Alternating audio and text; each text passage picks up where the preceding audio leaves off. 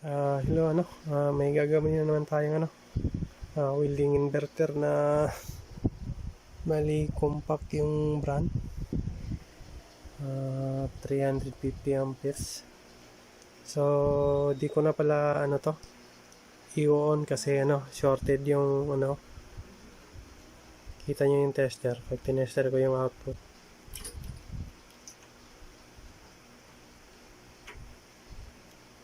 Yan. Pumapalo. Babalik rin ko.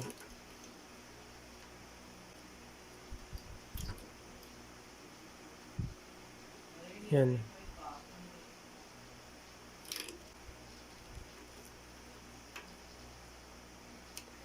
So, bubuksan na lang natin to tapos troubleshoot natin ba't nasira yung ba't naging shorted yung output So, bali, ito yung loob ang dumi.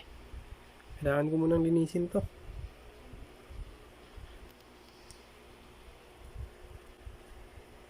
Tapos, wala nang switch. Butas So, linisin ko muna. So, bali, ito na yung board ng compact 350 amperes.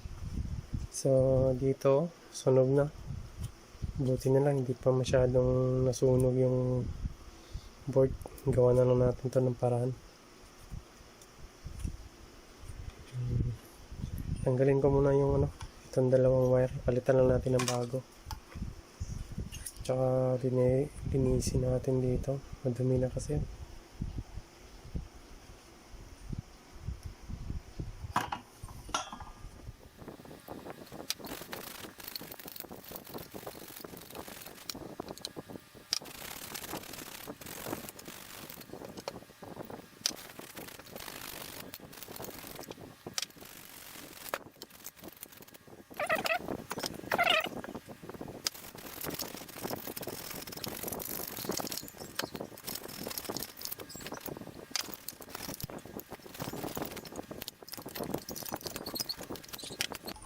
So, hanap na tayo ng shorted Pero alam na natin na may shorted dito sa diode banda.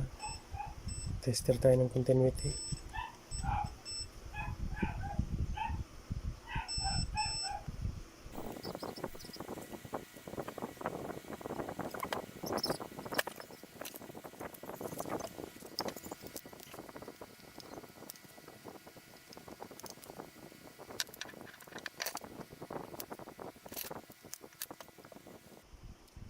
So, sa paghahanap pala ng short pwede natin tanggalin isa-isa kasi hindi naman natin malalaman kung alin sa tatlo yung sira Pero may isang paraan para mas madali.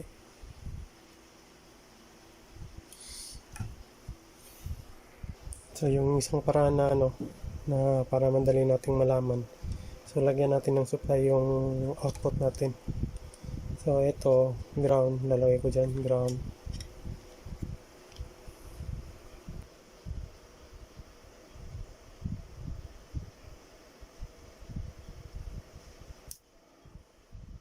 So, ito yung may sira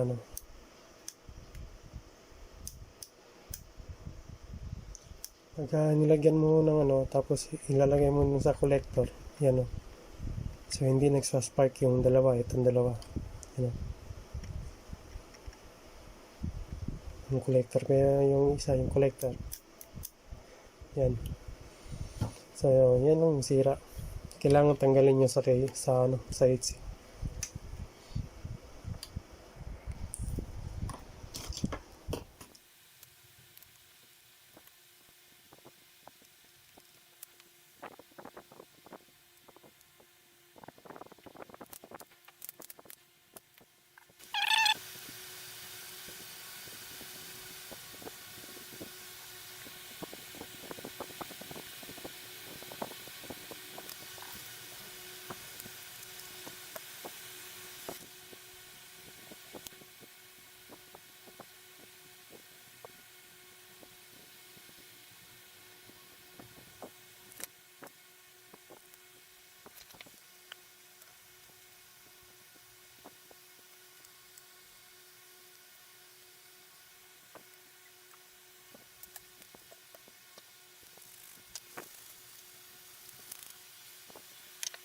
try ulit tayo mag-test ano, continuity kung may short pa ba.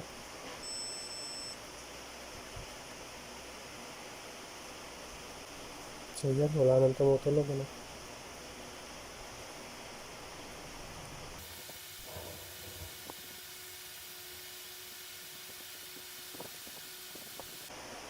So wala na no. So try natin panda rin yung board kung wala na bang ibang problema. So bali subukan natin panda rin ano. Hindi na nito ko lang muna kasi hindi pa ako nakahanap ng ano. Pero papalitan din natin ng ano yan, yung bagong wire. Tapos ito, nakasaksak na yan. Tapos tinest ko na pala yung main supply natin tsaka yung filter. Wala namang shorted doon. So try na nating panda rin. Baka umandar na. Hopefully. So saksak ko na. So on ko na no. Yun, umandar. So try nating magsukat ng output kung meron.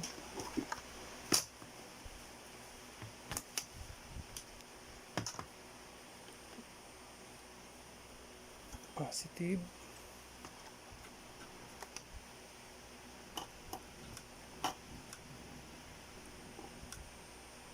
So walang output.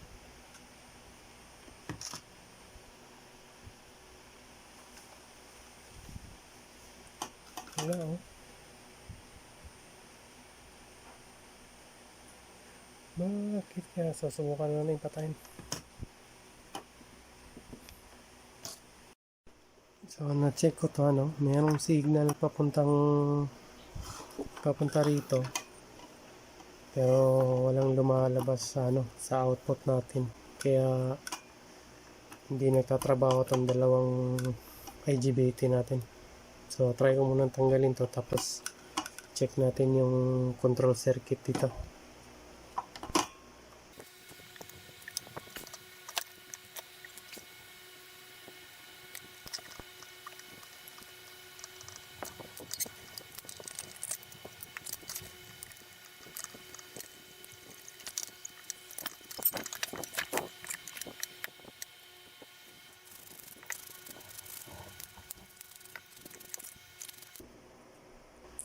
So tama nga hinala ko ano, bali sabog yung mga ano natin,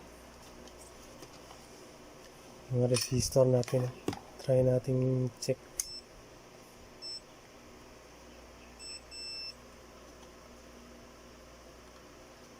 So ito open din.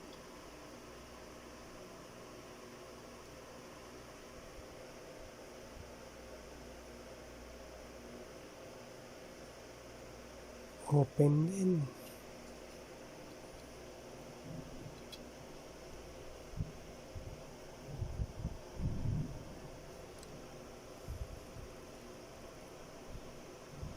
So open lahat. So check muna natin to, dalawa no? Yung dalawang MOSFET. Kasi pagka sabog to, malamang sabog din to. Open no, hindi kaya buti na lang hindi naging shorted. Open siguro. So try natin i-check.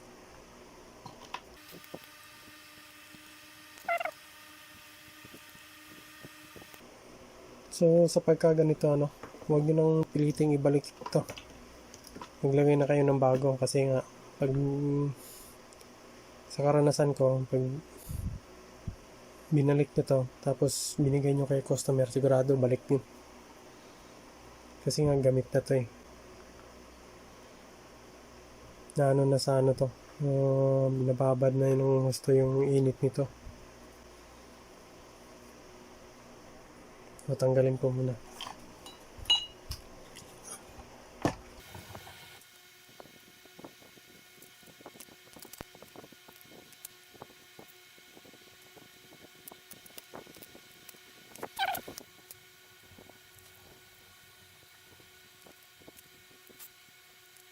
Tama nga inalak sa sabog nga eh.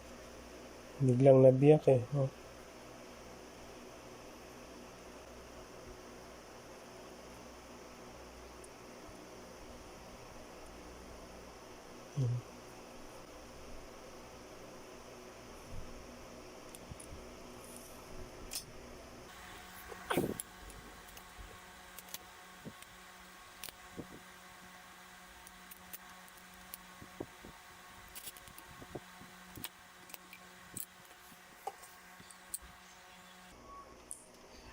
Try ko muna i-check to, ano.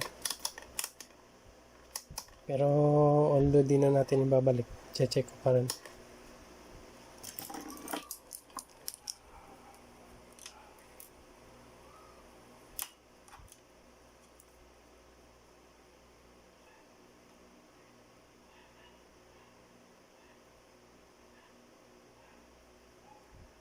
So, buti na lang, hindi shorten, naging open, no? Hindi, nung pagsaksak natin, nasabog sana to. Sira, open.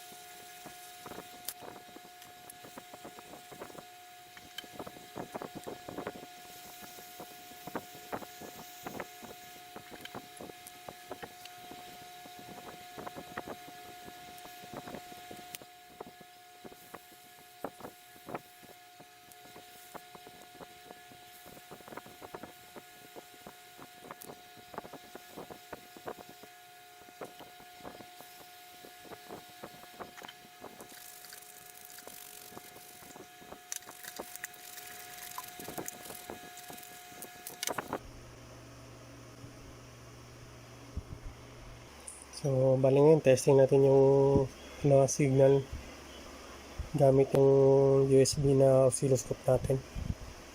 Titingnan ko lang muna kung okay ba yung signal.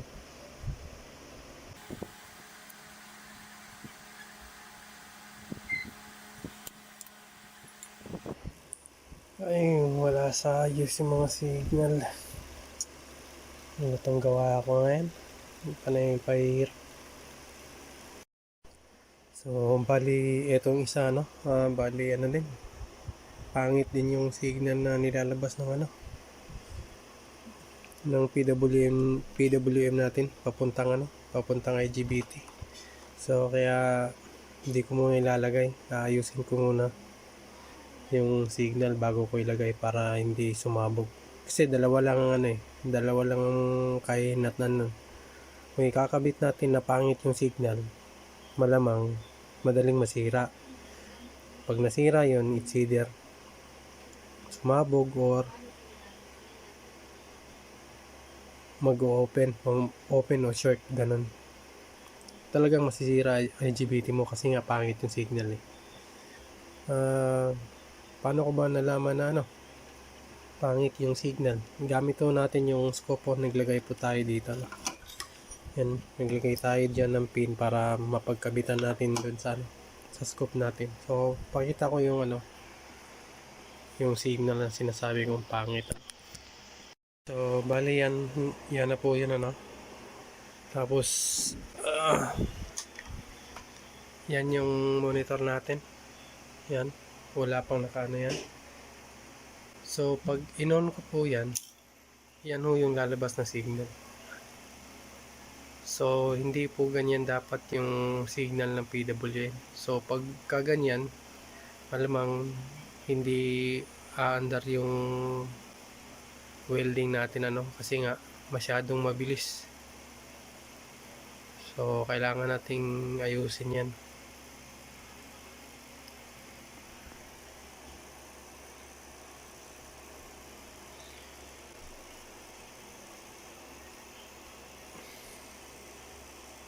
So patayin ko muna ulit ano. Pero kung alam niyo na yung paano gumagana yung PWM, medyo mas madali na lang sa inyo ano.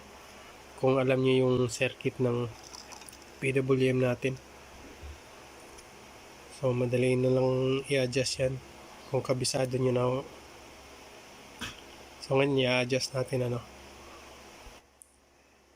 Siya nga pala ano, pagka ginamit mo yung tester na analog, tapos magsusuka tayo ng voltahe doon sa ano, sa base emitter ng MOSFET natin, wala ko tayong makukuha. So nakaset tayo ng times 50.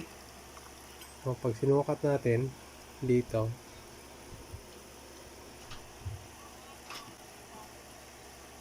yan no, walang lumalabas.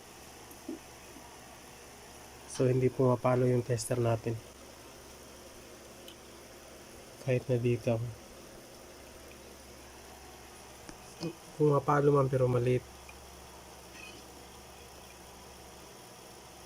Kita nyo, gumagalaw.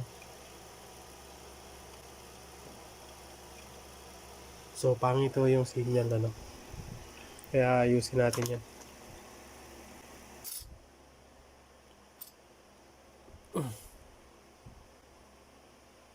So ito yung luma. Pinalitan natin ng ano, bago ano. Bali iniba lang natin konti yung numero kasi para gumanda yung signal. So bali ito yung pinalitan natin no. Yan. Yung resistor na yan. So ngayon subukan natin ano. Pandarin na ano. So kabit ulit natin.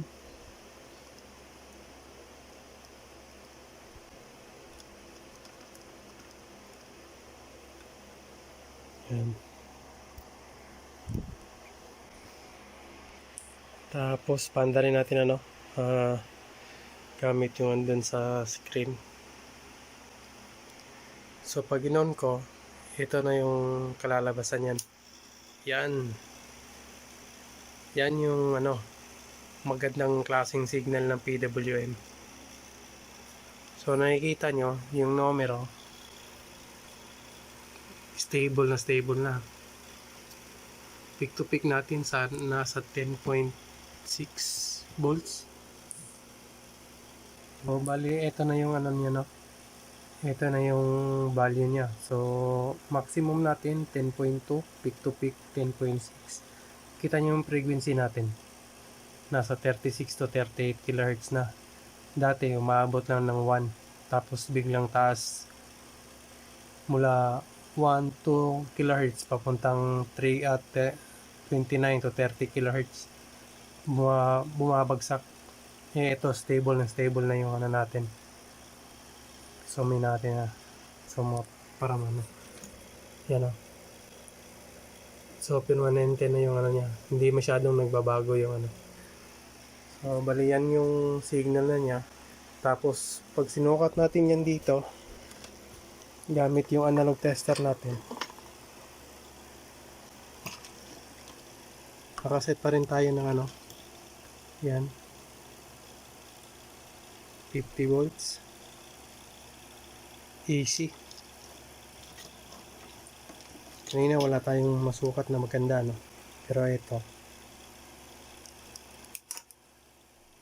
Yan.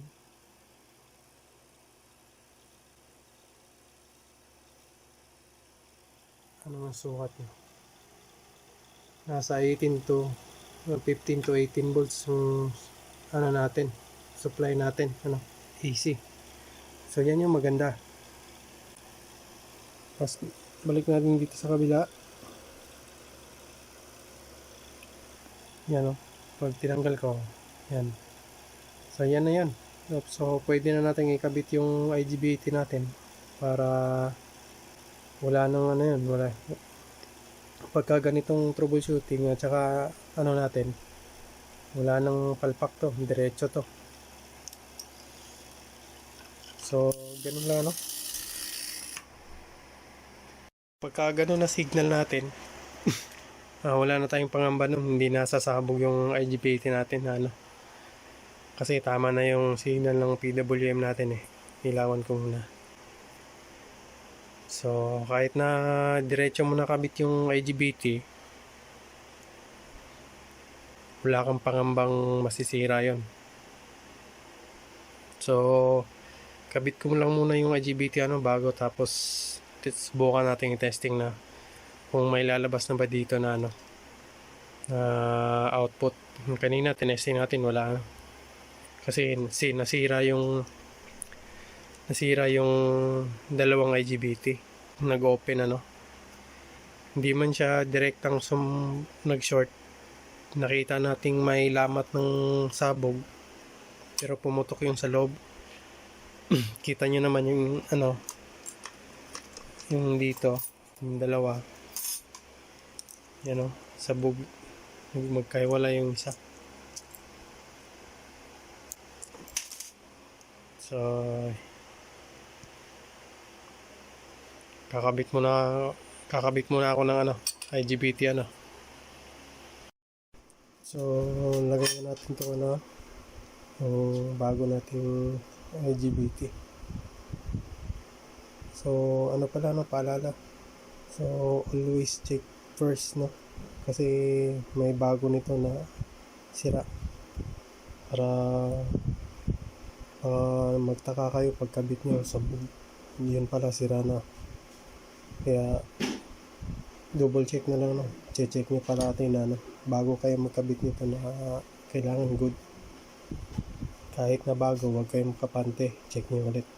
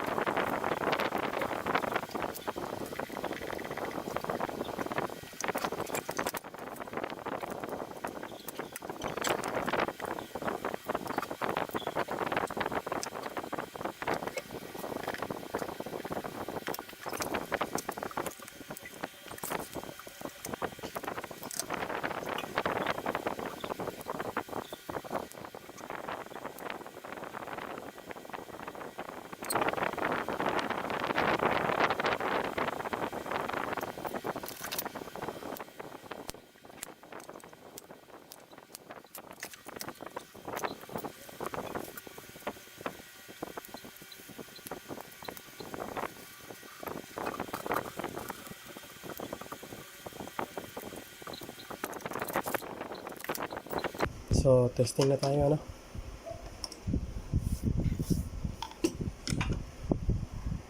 So, ngayon nakakabit temporary lang muna kasi maghahanap pa tayo ng switch. Hindi pala maghahanap. Papalitan pala natin ng wire to.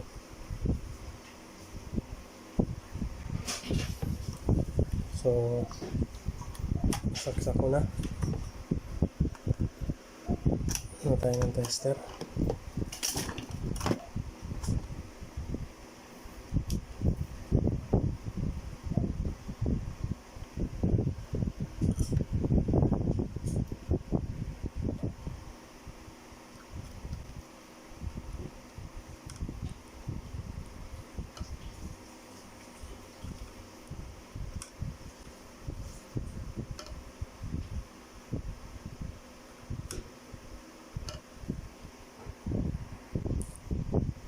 So, yan ready na. So, on na natin.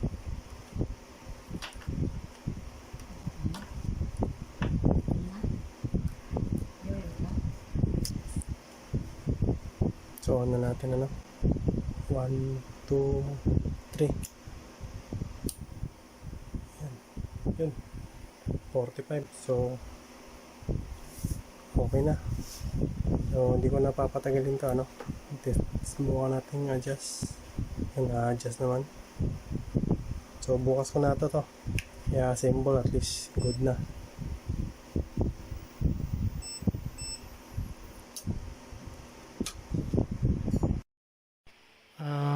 Hello ulit bali eto na yung board ng compact 350 yan 350. So nabalik na natin naglagay na tayo ng yan bagong switch, binalik na rin natin dito. Tsaka ginawa pala natin dito nag-reinforce tayo ng dito kasi nasunog na kasi ito, kaya kung ibabalik natin sa dati na ganun pa rin masisira lang Ang ginagawa kasi ng iba pagka diretso nalagay dito ng kable galing dito sa terminal So sa atin gumawa tayo, nag-reinforce tayo niyan, gumawa tayo nito, yan yung connector na aluminum, nilagay din natin magkabila niyan ito yung reinforce magkabilaan yan dyan din naglagay tayo. So kasi sunog na yan, kaya kailangan nating mag-reinforce niyan para tumagal yan, para mabalik sa dati. So ito na siya, bali pininturahan lang natin ng konti tapos naglagay tayo ng panibagong terminal yan. So testing na natin tong paanda rin so sasaksak ko muna, tapos on natin. So bali eto na yun yan, mandar na rin.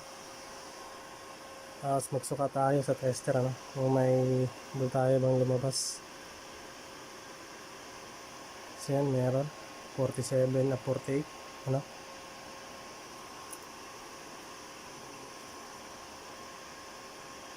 so 48.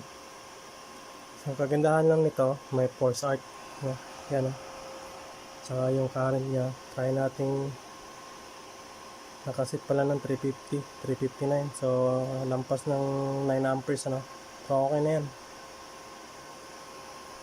Wala tayong ayun pala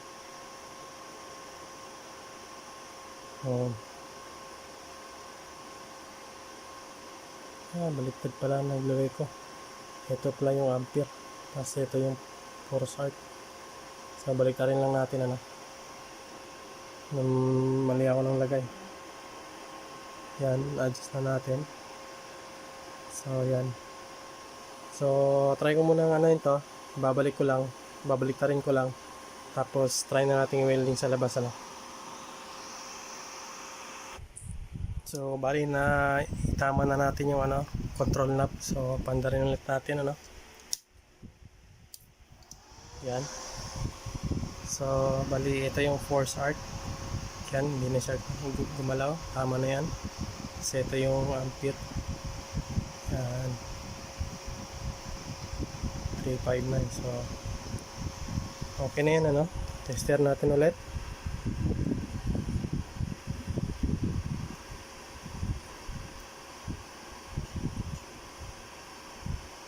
So ayan, meron siyang 47.6 So sasarado ko na to, tapos testing na lang natin i-welding sa labas So doon na lang sa labas ang testing. So bali ito na yung itsura nung kinabit ko na lahat ng casing. So yan, napapansin nyo yung unang bukas natin nito puno ng kalawang pero ngayon pininturahan na natin yung casing para medyo naman gumanda, kasi bago na yung loob. Tapos kung babalik pa rin natin doon sa pwede namang yung hayaan na lang natin yung niya, yung casing, pero sayang kaya pininturahan ko na lang to para matuwa naman si customer yan. So bagong bago na yan, pero yung pagkapintura hindi naman masyadong kagandahan kasi yung mga bakat ng paglilinis natin makikita yan makikita nyo dun sa pero hindi naman masyadong importante yan. Importante yung welding na so doon na natin to sa labas i-testing hello ulit bali subukan na natin tong i-welding yung kagagawa lang natin na Welding inverter na compact yung brand. Yan o. Bali 350. So try na natin itong i-welding kung anong performance. So on ko na yung welding. Ayan, tumunog na. So dito. So natama na natin yun na nagpagpalit na natin yung arc force sa ampere, kasi dito yung dati. So nagkamali tayo. So ngayon tinama na natin. So ayun. Yan lang tayo, 170. O di kaya 150. Tapos pull natin yung arc force. Tapos buka na natin yung welding.